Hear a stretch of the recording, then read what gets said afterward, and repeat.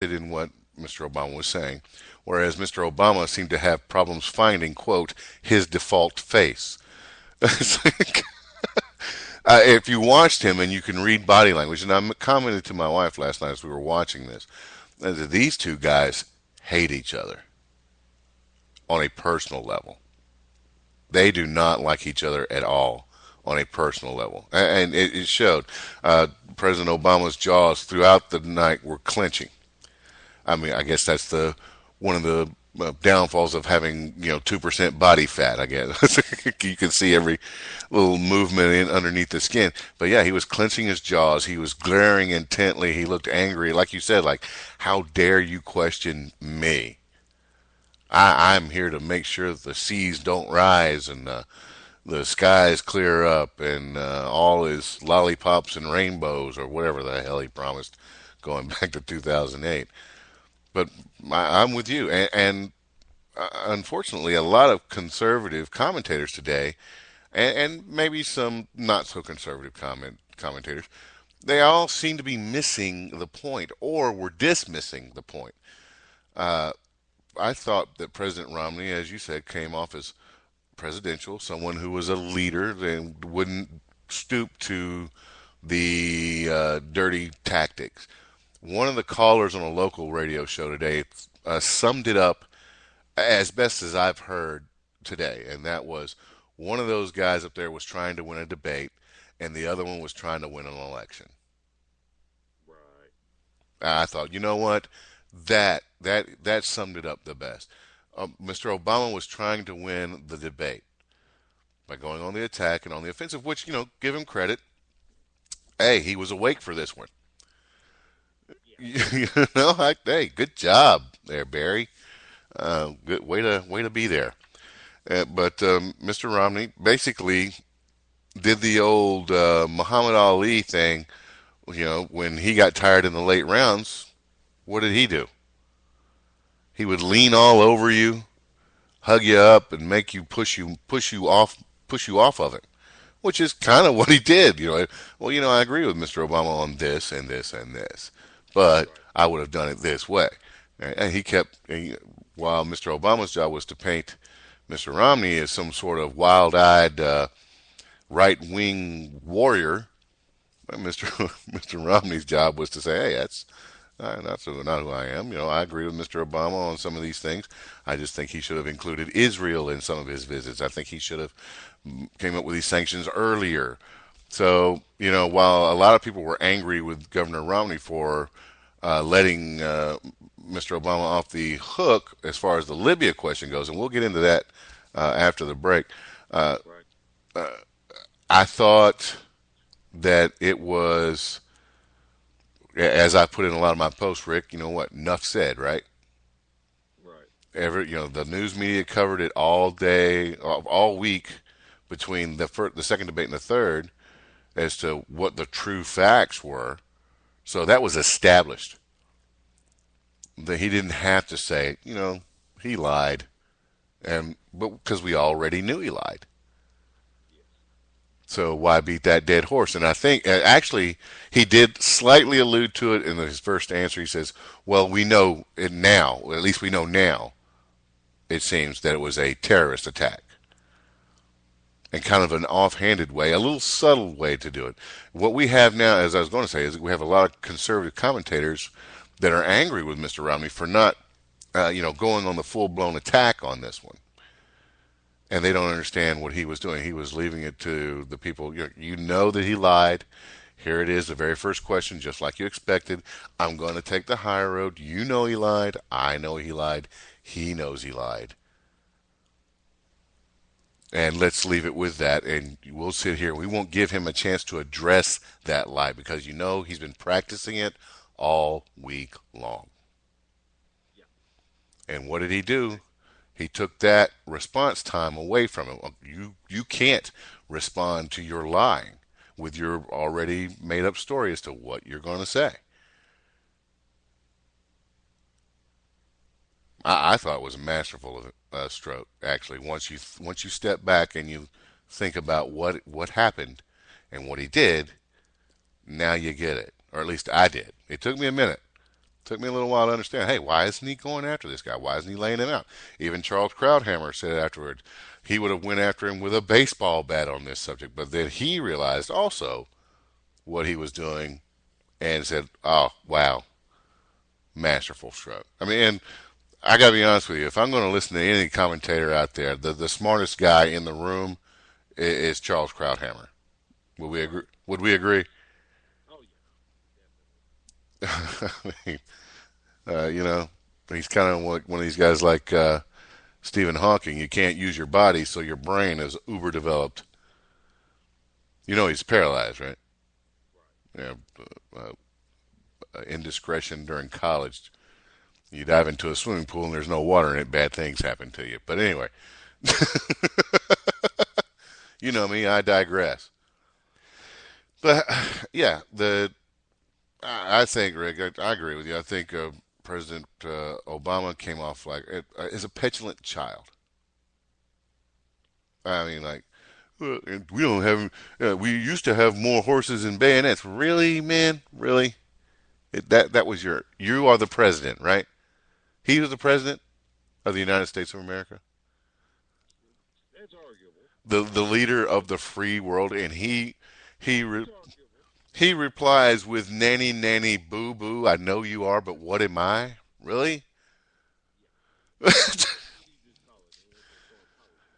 Yeah. Yeah, What do you just call it? They want to throw a policy back. yeah. Well, and he started trying to label Governor Romney as if Governor Romney didn't think that Al Qaeda was a threat, because of some statement he made a few weeks ago where he said our prime threat is from Russia, but that Al Qaeda continues to be a threat as well. They always, why do they always leave that last part off? I don't know. I'm going to, it's soundbiteism. I'm going to give you, out of this 30-second clip, I'm going to give you the first 10 seconds where it's not very flattering to my opponent. Let's be honest here, guys. Give me the whole thing. I gave you the whole thing. I gave you the whole thing here. This is what he said. It's not a game of battleship where we count ships, but the Navy and the admirals say we need 313 ships if we're going to continue our mission to be able to fight on two fronts. We got to have 313 ships. And I could go through the long list and break them down because I had those, actually right here now that I got my system back up. But they're not asking for more aircraft carriers. They're asking for a few more destroyers, a few more landing craft. They're not. Oh, and by the way, just for clarification, the United States Navy doesn't operate any battleships. The last one was the USS Missouri, and it was retired some several years ago. You sank my battleship. Oh, oh, nice. Thanks, buddy. I needed that. But at any rate, what he just threw me all off with that one. But and I had to see it coming. I don't know why I didn't. That's what I do, man. Yeah. Well, I blathered on about this. What? In your final analysis, winners, losers. Round one, round two, round three, and overall. I'd say that we're talking about all three debates, Hmm. or just this one. Individually and as a whole. Individually and as a whole, Yeah.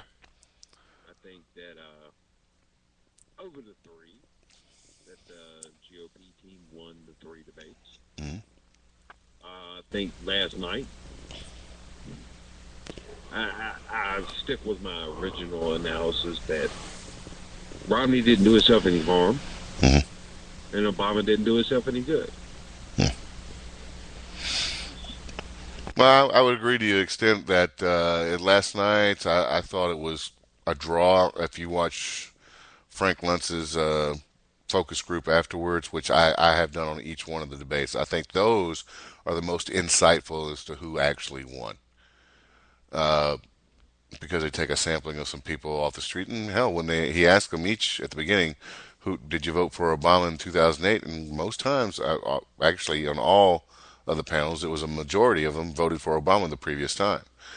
And you get a glimpse into, okay, what are these people really thinking? The man on the street per se, and each one of them say that, well, Romney on the last debate, that Romney won on economics and that Mr. Obama won on foreign policy. Which I don't know how you could really win on foreign policy when they both basically said the same things, just one a little louder than the other. Yeah, well, volume counts. I suppose. I suppose. But yeah, I mean, wow. I think, taken as a whole, Mr. Romney came out of this way ahead, way ahead, and the polls bear that out too. I mean, a lot of people never really had a chance to hear from Mr. Romney during this whole election cycle, other than these political ads that were on TV, and they actually got to see him through their own eyes and without the filter of the DNC or whatever political PAC group is putting out the commercial. And I think it was also good that the people got to see Mr. Obama for who he is, without the filter of the DNC or a teleprompter or David Axelrod giving him hand signals or sending him messages on his BlackBerry, whatever. Yeah, I just had a thought. Uh huh. Wonder if he thought that he was going to get the answers off of the teleprompter mounted to Romney's head. Hmm. Maybe that's why he was staring so intently. I don't know. It was a creepy little stare, wasn't it? And I tried to be fair on this too, Rick. I said, what would I have said if Governor Romney had said the horses and bayonets line? And I was, I had to be objective. I had to be fair on myself. Well, let's turn those around. What would I have said had that been Governor Romney? And I would have said the same thing. Ah, you snarky little bastard. That's irrelevant. Horses and bayonets equate to ships? I don't think so. No, I don't think so. I don't think so. You can carry horses and bayonets on ships. Yeah. Yeah. But you can't carry a ship on a bayonet, by golly. No, that would not work out well. And I don't think you could probably put one of those ships on a horse either. No. Well, you could, but you'd have dog food. Yeah, you'd have dog food instead of a horse. Oh, wow. How's that for insightful, folks? You can only get this kind of analysis here. I tell you what, bud. I think it's about time we hit that first little break there. It is. So, yeah, you're listening to the Conservative Blues Show here on Conservative Broadcast Media. We'll be back in just a second. Thank you so much, ladies and gentlemen. And right now, it's my pleasure to bring back once again Mr. Eric Clapton and Mr. Phil Collins, ladies and gentlemen.